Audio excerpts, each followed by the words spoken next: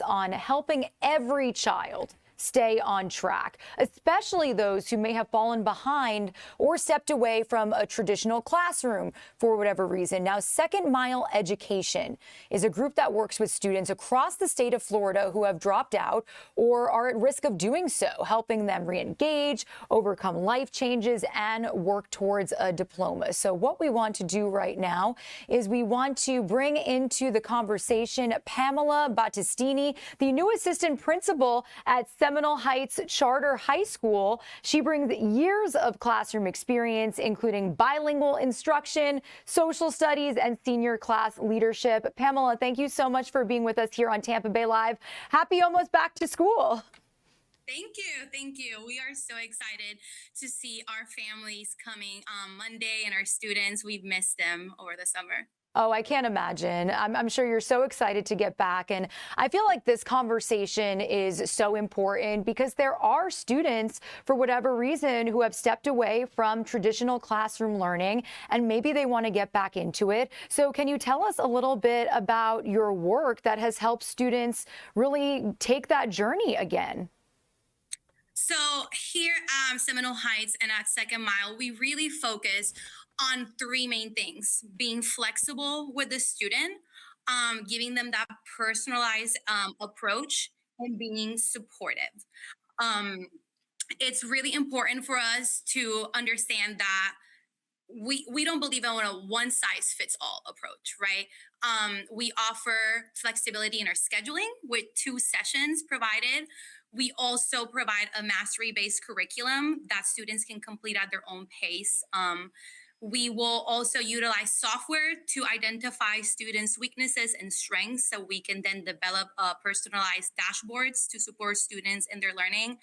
And then we offer wraparound support to the whole child, not just the academic part. Well, I love to hear that because I can't imagine, how many students this can happen to. So, I mean, what first drew you to working with students who may have dropped out or maybe the school setting wasn't working for them? So, believe it or not, I had dropped out myself. I have been an educator and was really burnt out. I was back in school to become a nurse. And then I saw a job opening at Seminole Heights as an instructional assistant for bilingual students. And I said, you know what? I really want to go and try this out one more time. And I fell in love. Like, you come in here, you see the students, you know that they want to do something for themselves. And we know that it takes one protective factor, one person that truly believes in them to help them. And just being here, seeing the work that we're doing, seeing students that couldn't pass one quiz because they were just unmotivated, do it and find that belief in themselves. It just, not only does it make you feel like you have purpose, but it helps you give back those students their purpose. I was just going to say, when a student comes through your door, whether they have been going to the school, maybe they're new, they're a little nervous, and I'm sure you're going to deal with the first day jitters next week. I mean, what is your best, encouragement for them? What do you try to talk to them about? So I think the most important thing to say to a student that's joining us is we're going to believe in you until you believe in yourself.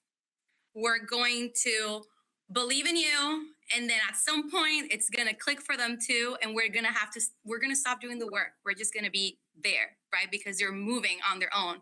I also think it's very important to tell students that we're going to walk beside them. We're not here to push them or pull them. We're here to walk beside and identify those areas where we can really truly support them. So I would say that I would say we're here to help. And we're not going to give up on you. I think that's a big one. A lot of our students feel like either the educational system or their families or they themselves have given up on themselves. And I think we have to say that to them. We believe in you. And I mean, even for yourself, to hear your story, I was going to ask you, are there moments when you see students who have walked this path and then are now walking on stage with a diploma after everything they've been through? I mean, what is that like for you to see? So we always say the best day of the year is graduation, right? That's the best day. We've been working all year towards that day. And just to see the smiles on their faces, the families, they show up with their signs, their shirts. They're just so excited to have a student who thought at one point that they weren't going to make it across that stage do it. It's all we work for. That's why we do what we do. The late nights, the early mornings. Definitely. What resources should families know about for students who maybe need a different path to graduation, or maybe they are struggling at some point in the school year? What resources are out there, both in your school and I guess outside? So I'm going to start with our school. I don't even know where to start, right? I think what sets us apart is that we offer those wraparound services. A lot of times it takes identifying one barrier to make a student successful. We have an amazing team of family support specialists, and we are in partnership with public universities throughout our state, and we have interns, and they offer wraparound services like in-house counseling, referral to outside services if students need some mental health support. We also offer vision and dental screenings. They're free of cost. We use substance use prevention programming. We have voter registration to get them included, being part of that civic duty and getting them educated on our government. We also have help for housing insecurity, food insecurity.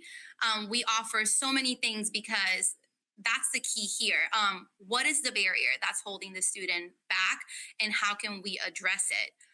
We also really try to work with our community. We're grounded in our community. We want to have those connections. We have an amazing community partnership manager who talks to businesses. We have an amazing career coach who helps our students get jobs, get high school credits for working, goes on trips to universities to get them exposed to that, helps them with getting financial aid, applying to school. So really, we're just wrapping around and doing whatever we got to do to make you successful in high school and past high school. I love that so much. All right. Well, I could talk to you about this all day, but I mean, what is your best advice this last weekend of summertime before kids head back to the classroom? What are you kind of encouraging families and children to do right now? So I just want to say, don't give up on your students. Advocate for your students. Talk to your school counselor. See what partnerships they have. Explore options. Within your homeschool. This past 24-25, we have the data for 24-25. We actually caught up 938 students and sent them back to their district schools. Wow. So talk to your homeschool, see what you can do, and assemble your village. Assemble your village, find who can help you, and we will be part of that village if you need us to be.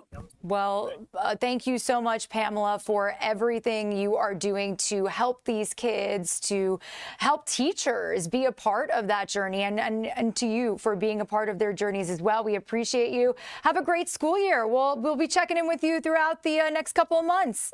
Thank you so much. Have a fantastic day. You as well. Thank you so much, Pamela.